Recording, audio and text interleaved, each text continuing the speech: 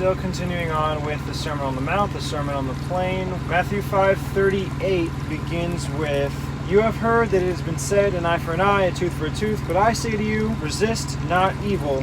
But whosoever shall smite you on your right cheek, turn to him the other also. If any man will sue you at law, take away your coat, let him have your cloak also. And whosoever shall compel you to go a mile, go with him 2. Give to him that asks you, and from him that would borrow of you, turn not away." It goes all the way to 48, the end of chapter 5. All of that is similar to what is in Luke, beginning at 27. "But I say to you which hear, love your enemies, do good to them which hate you, bless them that curse you, pray for them which despitefully use you, and to him that smite you on the one cheek, offer also the other, and him that takes away your cloak, forbid not to take your coat also. Give to every man that asks of you, and of him that takes away your goods, ask them not again. As you would that men should do to you, do also to them likewise. For if you love them which love you, what thank have you? For sinners also love them which love you." So I'm going to put these two together. They're very similar.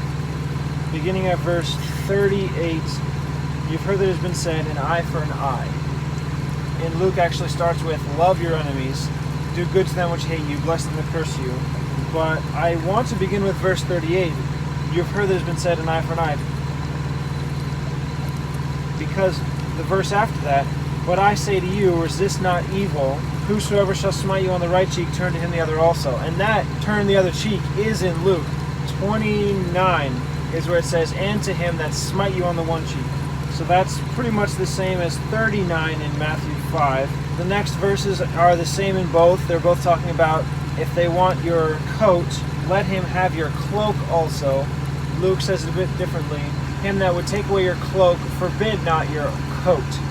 But the verse before in Luke, "But I say to you which hear, love your enemies," that is actually later in Matthew 44. "But I say to you, love your enemies." Although that is also repeated in Luke, it's said twice, at the beginning of this section and at the end, or near the end. "But love your enemies, do good, and lend." But it's just love your enemies, and then it goes into do good and lend, hoping for nothing back, and your reward shall be great. That is like right after the coat in Matthew as well. "Give to him that asks of you, and from him that would borrow of you." So this love your enemies is repeated in Luke, so I'll have it at the beginning. And that might have to be right before heard that it was said, an eye for an eye. Although what comes next, not just do good to them which hate you, which I could say is the same as resist not evil, or combine them. What it says next, bless them that curse you, pray for them which despitefully use you. That is the same as 44. Bless them that curse you, do good to them that hate you, which despitefully use you. In Luke, in Matthew it says, and pray for them which spitefully use you and persecute you. But then it says, he'll smite you on your cheek. Okay, I guess I'm going to have to pick. It's all jumbled out of order in Luke, according to Matthew. So, love your enemies is twice in Luke. That's verse 44. So, I will move that for later. But again, it's repeated in Luke, so I have to start with that. I'll start with that. The problem is that twice in this passage of Luke, 6:27 to judge not, 37, or maybe even before that, because then Matthew 7:1-2 goes in, because that's where it says judge not in the Sermon on the Mount. So, be you therefore merciful as your Father is merciful. But that, okay, it's really connected between be merciful and judge not, which is also connected to the verse before it. He is kind to the unthankful and to the evil, which is separated only by a colon from what comes before, and your reward shall be great, which is for loving your enemies. So I don't know where to separate these, where to end the combination between Matthew 5:38-48 and Matthew 7:1-2. Anyway, the point is that in Luke it's repeated, love your enemies. It's pretty clear that this portion in Luke, but I say to you, love your enemies, do good to them which hate you, bless them that curse you, is exactly the same writing as it is in this mention of Matthew. Later on, after it says, give to him that would ask of you, even though that's later on in Luke. I'm thinking of reorganizing the way it's written in Matthew because it flows really easily in Luke. Love your enemies, do good to them that hate you, bless them that curse you, pray for them which despitefully use you. In a way, it is getting worse. cursing you could be seen as not quite as bad as smacking you, which is not quite as bad as stealing from you. But then it takes a large step down to every man that asks of you, and of him that takes away your goods, ask them not again. But that's along the lines of theft. So I guess it's still along the same as him that would take your cloak. And then it says, as you would that men should do to you, do also them likewise. It flows really well in Luke. So I'm going to reorganize it from Matthew, because where it says up at the beginning in this portion of Luke that love your enemies and then directly followed by bless them that curse you is in Matthew 44, love your enemies, bless them that curse you. However, in Luke it then follows with, to him that smites you on the cheek, offer the other also. That comes earlier. Resist not evil, but whoever smites you on the cheek. That's 39. So I'm going to keep it in the order of Luke, but reorganize it going to Matthew, because I like the flow here in Luke. So that way he still starts out with love your enemies, then he goes into examples of what that looks like, being merciful, being forgiving, and then he flows into this really famous example. If someone would smite you on one cheek, offer the other also. Then he repeats it because of Matthew. So from 43 in Matthew 5, where it says, you have heard that it has been said, you shall love your neighbor and hate your enemy, but I say to you, love your enemies. I'll put that before this first, but I say to you which hear, love your enemies. Then it continues with, do good to them that hate you and pray for them which spitefully use you. Because that's, again, bless them that curse you, pray for them which despitefully use you. It's kind of jumbled, but it'll fit very well. And then later on, the second mention of love your enemies in Luke, where it says, love your enemies, do good, and lend, hoping for nothing, and your reward shall be great. It's sort of the same as pray for them which despitefully use you, and then later on, him that would take away your cloak, forbid not to have your coat also, but it's a repeat in Luke, so I have to have it again in this speech, mostly from Luke. So yeah, like I said, I'm going to begin with Matthew 43. You have heard that it has been said, you shall love your neighbor and hate your enemy. Then it goes into, in Matthew, but I say to you, and then in Luke, but I say to you, which here, that which here is extra, so, but I say to you is both. Love your enemies, comma, that's both. Do good to them which hate you, bless them that curse you. In Matthew, it just goes right into bless them that curse you. So, oh, look at that. Do good to them that hate you is in Matthew. It's just after. So they're switched. What should come first? Do good to them that hate you, and then bless them that curse you? Or bless them that curse you, do good to them that hate you? I don't think it really matters. There's a period that separates do good to them which hate you, and then bless them that curse you. It's only separated by a comma in Matthew. This is verse 44. I like the way it's in Luke.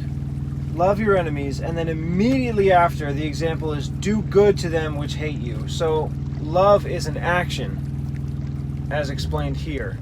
It's not just a thought process, a way of thinking about someone. It's doing good. Love your enemies, do good to them which hate you. Period. Now also mentioned, bless them that curse you and pray for them which despitefully use you. So blessing and praying, those are actions, but they're not towards that person.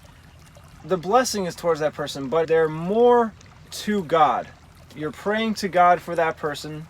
You're blessing them. You're saying good to them, but it's still along the lines of a prayer. You're praying to God for them to be blessed.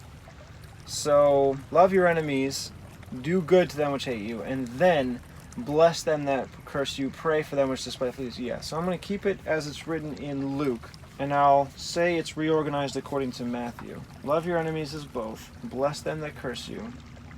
That's also both.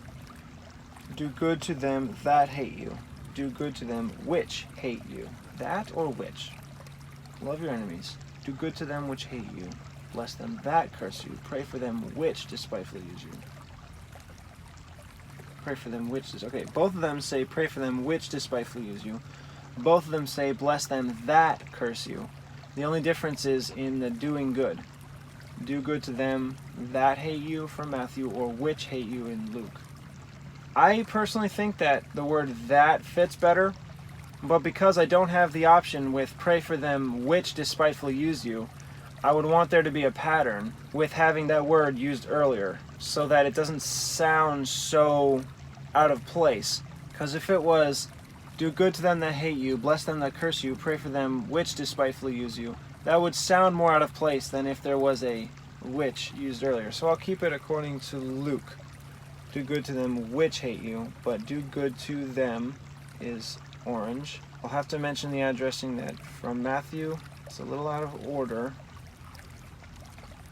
The word which only from Luke, and then hate you is both. Bless them that curse you. Now pray for them which despitefully use you, and pray for them which spitefully, only spitefully use you, or despitefully use you in Luke. Despitefully, is that even a word? Yeah, that word is underlined in Matthew, and the note is shamefully or maliciously. Maliciously is how I see it. That's how I've heard it used before.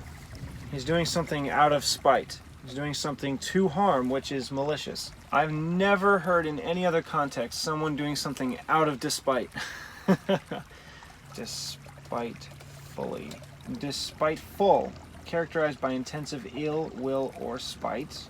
Black, evil, hateful, malevolent. No, I guess it does mean the same thing. Despiteful. Expressing malice or hate. Tense, ill will or spite. Yeah, so I guess the way it's explained, that would mean the same thing as spitefully use you. Here's a good explanation. Despite is from Latin despectus, in quotes, a looking down upon. Contempt is now generally used in its shortened form spite, while the longer form is used as a preposition in spite of. In the English version of the Bible, it is always a noun. In the Old Testament, it translates Hebrew, and the Revised Version with despite of soul. I see. Hath done despite unto the Spirit of grace. So it would make more sense in an older English reading. Hath done despite unto the Spirit of grace. Because you don't do spite. You act with spite. But despite can be an action. To treat with contempt. But since it's explained like an adverb, spitefully or despitefully, I still am leaning towards spitefully, so I'll go with that. Spitefully. Bless them that curse you, pray for them which spitefully. Pray for them which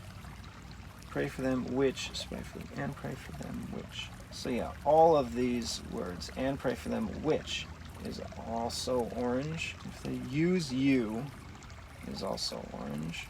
Both. Now Matthew adds something else, and persecute you. That's not here in Luke. There's hate you, curse you, spitefully use you. Then it goes into to him that smites you on the one cheek. So I'm just going to add that at the end of this verse. Matthew only, and persecute you.